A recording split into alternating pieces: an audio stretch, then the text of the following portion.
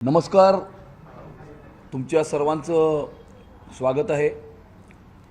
उदय सामंतजी आणि आशिष शेलारजी हे प्रचारामध्ये वेगवेगळ्या ठिकाणी असल्यामुळे ते त्या ठिकाणाहून आपली प्रतिक्रिया जी आहे ती आपल्यापर्यंत पोहोचवतील। उदय सामंतजी हे बाळासाहेब भवनला आहेत आणि आशिष शेलारजी उत्तर मुंबईमध्ये प्रचार करत आहेत। अगदी शेवटच्या घटकेला काही लोकांना 2 वाजता प्रेस घेण्याचं सुचलं, म्हणून म्हटलं की उत्तर दिल्याशिवाय संध्याकाळ होऊ नये आणि त्यामुळे आता ही पत्रकार परिषद किंवा आपल्याशी संवाद हा या ठिकाणी आयोजित केला आहे। काल सन्माननीय मुख्यमंत्री देवेंद्र फडणवीस साहेबांनी कालच्या शिवाजी पार्कच्या महासभेमध्ये दोन्ही भावांचं दुटप्पीपणा आणि ढोंगीपणा हा पूर्णपणे महाराष्ट्राच्या आणि मुंबई शहराच्या जनतेच्या समोर उघडकीस आणलेला आहे आणि त्यामुळे कशा प्रकारे उद्योग महाराष्ट्रात येतात तसेच अन्य राज्यातही उद्योग कसे जातात यावर त्यांनी विस्तृत अशा प्रकारचं प्रेझेंटेशन ही केलेलं आहे। आज दुपारी 2 वाजता राज ठाकरे यांनी पुन्हा एकदा पत्रकार परिषद घेतली आणि मग त्या पत्रकार परिषदेमध्ये असं म्हणाले की माझा उद्योगांना विरोध नाही, परंतु उद्योग करत असताना फार कमी वेळामध्ये एखाद्या उद्योगपतीची वाढ खूप जास्त झाली, हे काही जरा वेगळं वाटतं, एवढंच मला सांगायचं होतं। आणि नंतर कुठल्याही प्रश्नांना उत्तर न देता तिथून ते उठून गेले। कालच सन्माननीय मुख्यमंत्री देवेंद्र फडणवीस साहेबांनी आपल्या भाषणामध्ये असं म्हटलं होतं की आम्हाला मराठी तरुणांना उद्योजक करायचं आहे। गेल्या 10 वर्षामध्ये 11 वर्षामध्ये पंतप्रधान नरेंद्र मोदीजी आणि सन्माननीय मुख्यमंत्री देवेंद्र फडणवीस साहेबांनी राबवलेल्या विविध प्रकारच्या योजना, स्टार्टअप इंडिया, स्टँडअप इंडिया या माध्यमातून मराठी तरुणांना मोठ्या प्रमाणावरती उद्योजक तयार करून देण्याची नीती ही राज्य आणि केंद्र सरकारने राबवली असून सर्वात जास्त स्टार्टअप्स हे केंद्र सरकारकडे मुंबई शहरातून नोंदवले गेलेले आहेत आणि त्या स्टार्टअप्समध्ये मोठ्या प्रमाणावरती मराठी तरुण किंवा मराठी तरुणांनी सुरू केलेले स्टार्टअप्स या ठिकाणी त्याच्यामध्ये त्याची नोंद आहे। त्यामुळे आम्हाला मराठी तरुणांना उद्योजक करायचं आहे। मराठी तरुण आज कॅलिफोर्नियातल्या सॅन होसेपर्यंत जाऊन पोहोचलेला आहे। IT सेक्टरमध्ये अमेरिकेत सुद्धा मोठ्या प्रमाणावरती चांगली कामगिरी हा मराठी तरुण त्या ठिकाणी करत आहे आणि त्यांचे हात अजून बळकट करणं त्यांना उद्योजक करणं ही नीती केंद्र आणि राज्य सरकारने गेल्या 11 वर्षामध्ये अवलंबलेली असून यांनी आत्तापर्यंत फक्त मराठी तरुणांना वडापावच्या गाडीपर्यंत सीमित ठेवलं। सर्वप्रथम मी राज ठाकरे यांना सवाल करतो की मराठी तरुणांना नोकऱ्या आणि उद्योजक देण्यासाठी फंड रेझिंग करण्यासाठी त्यांनी शिवउद्योग सेनेची स्थापना केली होती। पाश्चिमात्य गायकांना या ठिकाणी या मुंबईमध्ये इन्व्हाइट करून त्यांचं स्वागत करून त्या ठिकाणी त्यांचे कार्यक्रम आयोजित केले होते। शिवउद्योग सेनेच्या मार्फत किती मराठी तरुणांना रोजगार दिले किंवा शिवउद्योग सेनेच्या मार्फत किती मराठी तरुणांना उद्योजक केलं याचं स्पष्टीकरण सर्वप्रथम राज ठाकरेंनी द्यावं की मराठी तरुणांच्या नावावरती मोठमोठे इव्हेंट्स करायचे, स्पॉन्सरशिप जमा करायची, पैसे जमा करायचे आणि नंतर गायब व्हायचं, हीच नीती गेल्या अनेक वर्षामध्ये राज ठाकरे यांनी अवलंबलेली आहे। अशा प्रकारचं चित्र आपल्याला समोर दिसतंय। एका पर्टिक्युलर उद्योगपतीला टार्गेट करून या ठिकाणी ते जे काही म्हणाले किंवा ते एक्सपोनेन्शियल राईज झालेली आहे असं म्हणाले। माझा राज ठाकरेंना सवाल आहे की तुमची एक्सपोनेन्शियल राईज कशी झाली याच्यावरती स्पष्टीकरण आपण द्यावे। आणि त्यामुळे मराठी माणूस काम करत असलेल्या गिरणींमध्ये कोहिनूरची सुद्धा या ठिकाणी मिल होती। कोहिनूर मिल बंद पडल्यानंतर त्या कोहिनूर मिलच्या ठिकाणी जो कोहिनूर स्क्वेअर नावाचा मॉल हा जो तयार झालेला आहे त्यामध्ये त्याची डेव्हलपमेंट मातोश्री इन्फ्रास्ट्रक्चर प्रायव्हेट लिमिटेड, मातोश्री डेव्हलपर्स प्रायव्हेट लिमिटेड या कंपनींनी केलेली आहे.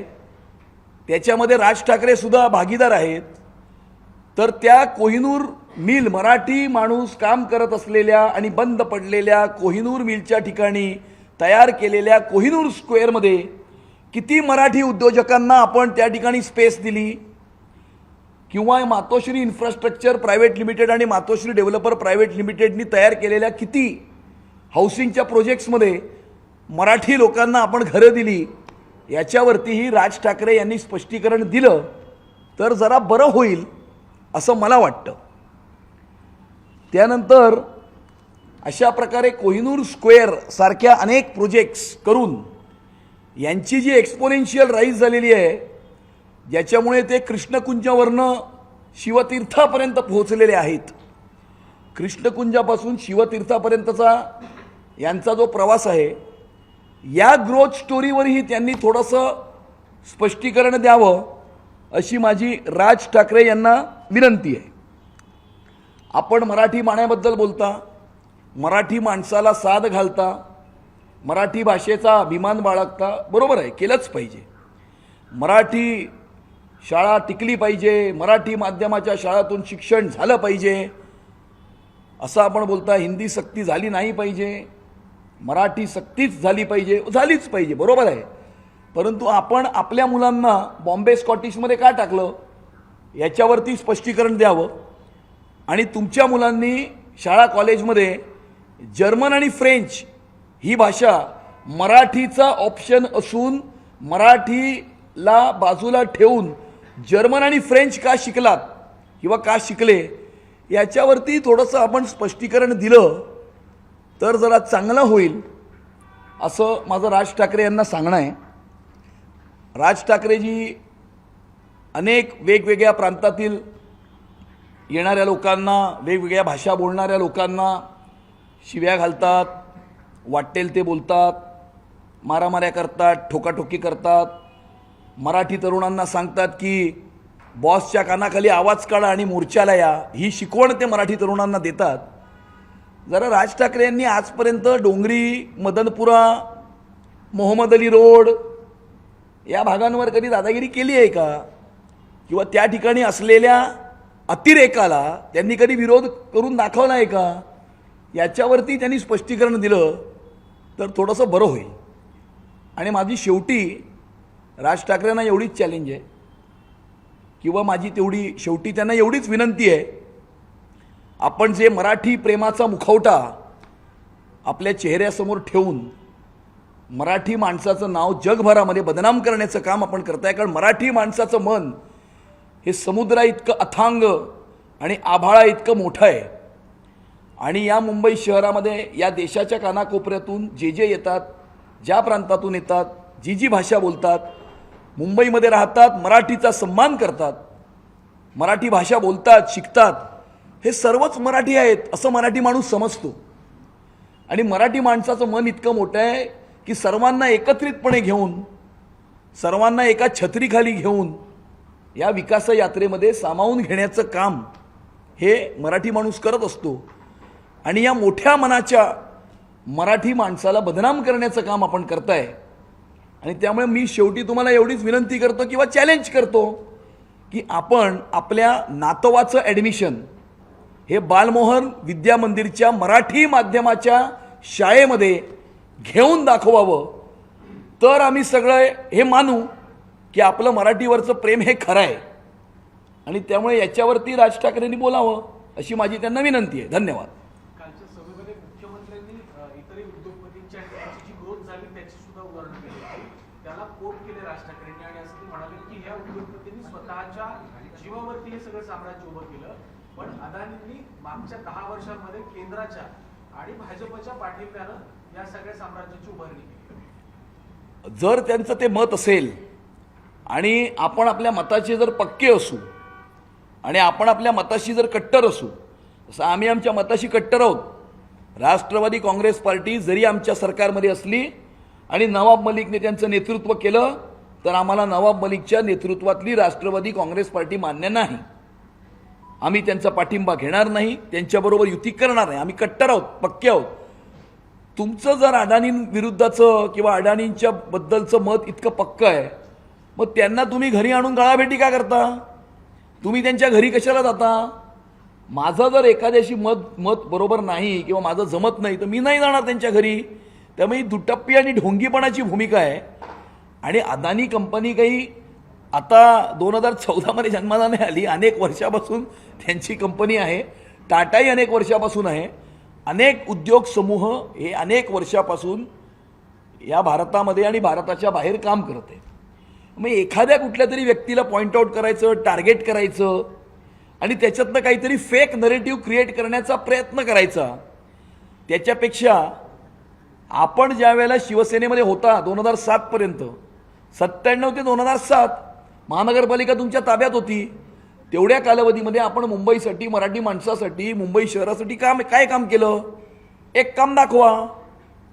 आणि त्यामुळे ही सगळी दुटप्पी आणि ढोंगीपणाची भूमिका आहे. उद्धव ठाकरे शाखा भेटी घेत आहेत, त्या ठिकाणी आव्हान करतायत की निवडणूक आहे, निवडणुकीच्या काळामध्ये पापाचा पैसा जो आहे तो वाटला जाईल, त्याला हात लावू नका, विचार करा, असं त्यांनी एक आव्हान केलं. पापाचा पैसा मुंबईच्या महानगरपालिकेमध्ये बसून या ठिकाणी 25 वर्ष कोणी जमा केला हे मुंबईकरांना चांगलं माहिती आहे. आणि ज्या वेळेला डिमॉनिटायझेशन झालं त्यावेळेला माझं तळघर गेलं अशा बोंबा कोणी मारल्या होता हे सुद्धा महाराष्ट्राच्या जनतेला खूप चांगलं माहिती आहे. लाडक्या बहिणीचे पैसे आहेत ते यायला सुरुवात झालेली आहे. ज्या पद्धतीने निवडणूक आयोगाने पत्र खरं तर काँग्रेसने दिलं होतं, त्यामुळे निवडणूक आयोगाने देखील सांगितलं होतं की लाडक्या बहिणीचे पैसे देणार.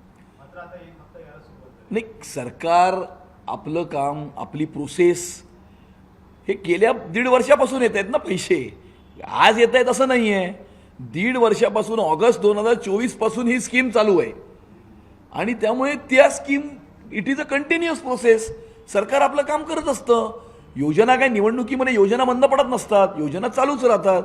त्यामुळे कायद्याच्या अधीन राहून जी त्यामध्ये योजना चालते ती चालू आहे. सर, जरा जोडून विचारतो, सरकारचं असं नियोजन सुरू होतं की उद्या मकर संक्रांत आहे, त्यामुळे अग्रिम हप्ता लाडक्या बहिणीला द्यावा जेणेकरून मकर संक्रांत सुद्धा गोड होईल.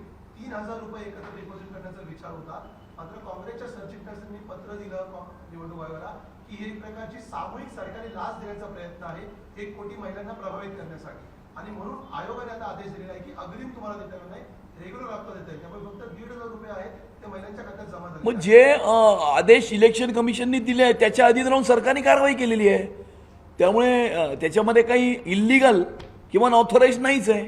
तुम्हीच तुमचं उत्तर दिलंय. अग्रिम जर मिळाला असता तर महिलांची संक्रांत आणखी गोड झाली असती का? नाही, ते असं आहे की कुठले ज्या वेळेला सण येतात, गणपती, नवरात्री, गुढीपाडवा, त्यावेळेला सरकार असा विचार करत असते की सण असल्यामुळे पुढच्या महिन्याचाही हप्ता याच महिन्यामध्ये देऊ जेणेकरून सणामध्ये आपल्या लाडक्या बहिणींना त्याचा उपयोग करता येईल. पण आता इलेक्शन कमिशनने काही स्पेसिफिक डायरेक्शन्स दिले आहेत, त्या डायरेक्शनचं पालन करणं हे सरकारचं कर्तव्य आहे.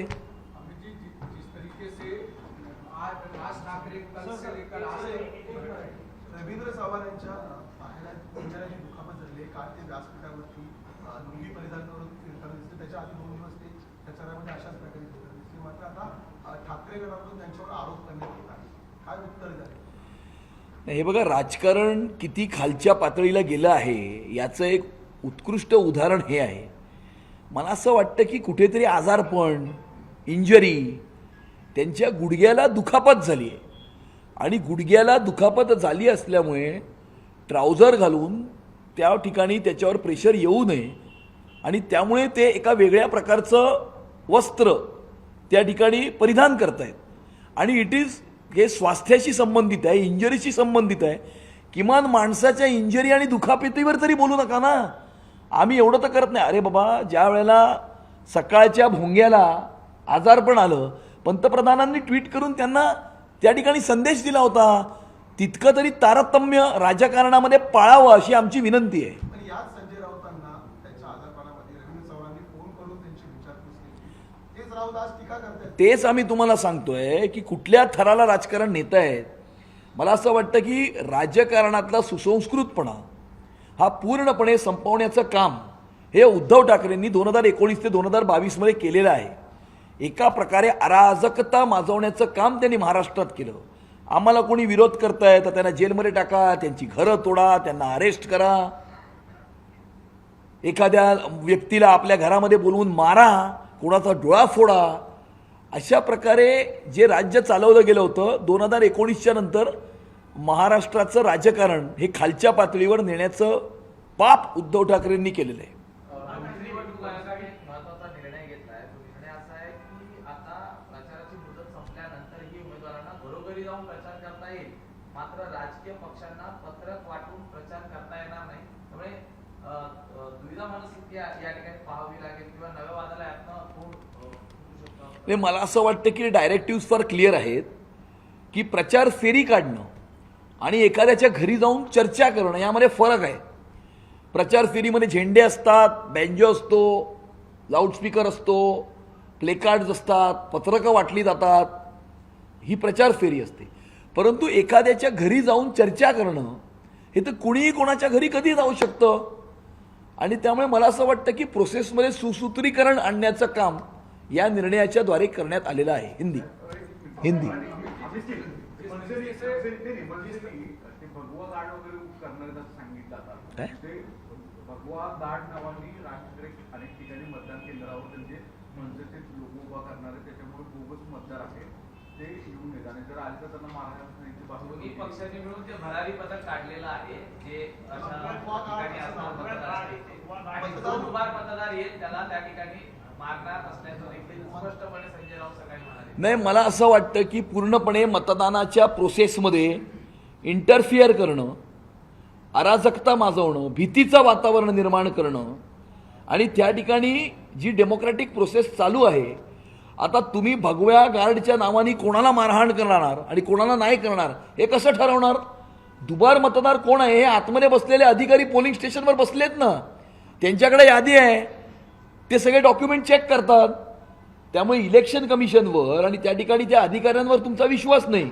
मग असं तर उद्या कोणी रस्त्यावरती येईल, मारामाऱ्या करेल, कोणालाही पकडेल, काही मारामाऱ्या चालतील, मग त्याला काय अर्थ राहतो? त्याला काही अर्थ राहत नाही. आणि त्यामुळे निवडणुकीच्या प्रक्रियेमध्ये अडथळे आणण्याचा हा प्रयत्न आहे. हिंदी शेवटचा प्रश्न घेतो हा, कारण मतदान केंद्राच्या बाहेर अशा प्रकारे भगवा गाठ उभे करणार आहे. कायदा सुव्यवस्थेचा प्रश्न होऊ शकतो का निर्माण? हा पहिला तेच सांगितलं ना मी. दुसरा प्रश्न असा आहे की तुम्ही मुख्यमंत्री किंवा निवडणूक आयुक्त यांच्याकडे याबाबत तक्रार करणार का भाजप? आम्ही योग्य वेळी याची चर्चा करून निर्णय घेऊ.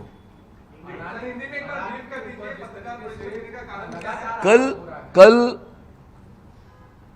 सम्माननीय मुख्यमंत्री देवेंद्र फडणवीस जी ने महायुति की महासभा में दोनों भाई मिलकर जो फेक नैरेटिव फैलाने का काम कर रहे हैं उसके ऊपर विस्तृत रूप से वहाँ पर वीडियो और फोटोज़ के द्वारा उन्होंने इसके बारे में विवरण किया है.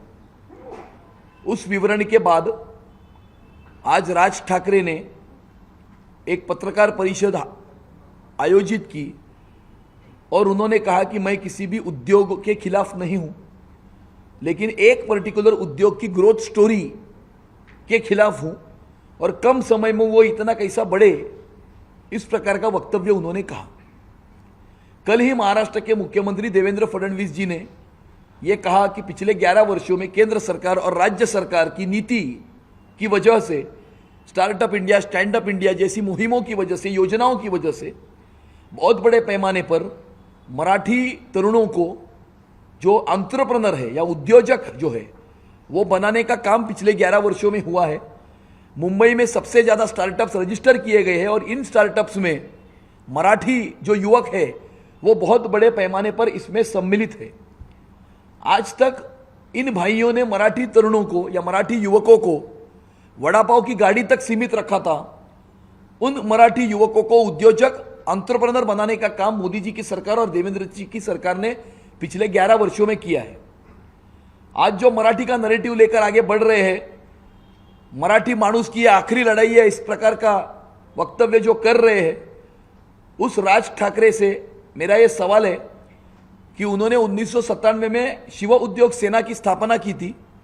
मराठी युवकों को रोजगार देने के लिए उनको उद्योजक बनाने के लिए हम फंड क्रिएट करेंगे। उसके लिए बाहर से माइकल जैक्सन को बुलाया था, इवेंट ऑर्गेनाइज की, उससे बहुत सारा एडवर्टीजमेंट के माध्यम से पैसा जमा किया। उस शिव उद्योग सेना के माध्यम से राज ठाकरे ने कितने मराठी युवकों को रोजगार दिए या कितने मराठी युवकों को उद्योजक बनाया, इसके ऊपर स्पष्टीकरण राज ठाकरे दे, ऐसी मेरी उनको सबसे पहले विनती है। उसके बाद में उन्होंने कहा कि एक्सपोनेंशियल राइज हुआ है, ग्रोथ हुआ है। मेरा राज ठाकरे जी से यह सवाल है कि जहां पर मराठी आदमी जिस मिल में काम करता था, ऐसी हमारी दादर की कोहिनूर मिल जो थी, वो कोहिनूर मिल बंद होकर वहां पर कोहिनूर स्क्वायर नाम का मॉल बना, जो राज ठाकरे जी ने ही बनाया। मातोश्री इंफ्रास्ट्रक्चर प्राइवेट लिमिटेड, मातोश्री डेवलपर्स प्राइवेट लिमिटेड नाम की कंपनियों ने, जिसमें राज ठाकरे भागीदार है, उन्होंने ये मॉल बनाया। और इसके वजह से राज ठाकरे का जो एक्सपोनेंशियल ग्रोथ हुआ, जिसके वजह से वो कहते हैं ना कि सुगी के दिन हमें दादर में देखने मिल रहे हैं, सुगीचे दिवस आपल्याला बघायला मिळत आहेत।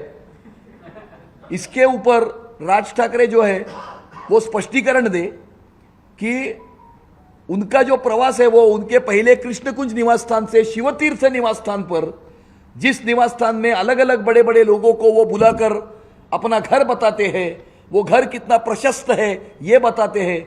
इस ग्रोथ स्टोरी के बारे में भी राज ठाकरे स्पष्टीकरण दे, ऐसी मेरी राज ठाकरे को विनती है। दूसरा, ये हमेशा कहते हैं कि मराठी भाषा में शिक्षण लेना चाहिए, हिंदी के विरोध में बात करते हैं, मराठी भाषा में ही शिक्षण लेना चाहिए। मेरा उनसे ये सवाल है कि उनके बच्चों को उन्होंने मराठी स्कूलों को छोड़कर बॉम्बे स्कॉटिश इस स्कूल में क्यों पढ़ाया? उनके बच्चों ने स्कूल और कॉलेज में मराठी को छोड़कर जर्मन और फ्रेंच भाषा क्यों सीखी? वो हमारे मध्यम वर्गीय गरीब मराठी लोगों को, परिवारों को कहते हैं कि बच्चों को मराठी स्कूल में पढ़ाओ, मराठी सिखाओ, तो अपने बच्चों को बॉम्बे स्कॉटिश में क्यों पढ़ाते हैं? इनके बच्चे जर्मन और फ्रेंच सीखेंगे और हम जैसे गरीब मध्यम वर्गीय मराठियों को ये कहेंगे कि आप मराठी में आप पढ़ाई करो। सबसे आखिर में मैं राज ठाकरे को चैलेंज करता हूं या राज ठाकरे को विनती करता हूं कि मराठी के नैरेटिव को लेकर वो आगे बढ़ रहे हैं, मराठी भाषा के सम्मान में वो मैदान में उतरे हैं। अपना जो ग्रैंडसन है, जिसको कहते हैं नातू, उसको वो मराठी मीडियम के बालमोहन विद्या मंदिर में उसका दाखला ले, उसका एडमिशन करे, ऐसा मेरा उनको चैलेंज है। धन्यवाद। एक सवाल और है कि कॉर्पोरेट लड़ाई क्या अब राजनीतिक दिख रही है क्या? क्योंकि जिस हिसाब से सिंगल व्यक्ति को टारगेट करना एक कॉर्पोरेट उद्योगपति, क्या ये पूरा नहीं, ये क्या है कि ये समस्या अदानी की नहीं है, ये समस्या आमदनी की है। ये दोनों भाइयों की आमदनी का लोचा हो गया है। इनका कॉरपोरेशन में जो इनकमिंग था वो बंद हो गया है और होने वाला है, तो इसीलिए इनको तकलीफ हो रही है और इसीलिए आमदनी करने के लिए ये अदानी को टारगेट कर रहे हैं। बस इतनी ही बात है। एक मराठी मध्ये उद्धव ठाकरे असं म्हणाले, सुगी सर आता तुम्ही उल्लेख केलेला आहे, राज ठाकरेंना सुगीचे दिवस आलेले आहेत. नाही, राज ठाकरेंचा एक्सपोनेन्शियल राईज हा मराठी माणूस काम करत असलेल्या कोहिनूर मिलच्या जागी कोहिनूर स्क्वेअरमध्ये बिल्डिंग बांधल्यानंतर त्यांचा जो एक्सपोनेन्शियल राईज झाला आणि दादर शिवाजी पार्कमध्ये जे सुगीचे दिवस आपल्याला पाहायला मिळतात, त्याच्यावरही थोडंसं राज ठाकरेंनी स्पष्टीकरण द्यावं अशी माझी त्यांना विनंती आहे। धन्यवाद। अकबरुद्दीन ओवैसी ने कल खुले में कहा है कि सभी मुसलमान एकजुट हो जाए, अन्यथा हमारी आने वाली नस्लें माफ नहीं करेंगी। हम यहाँ किराएदार नहीं, मालिक हैं।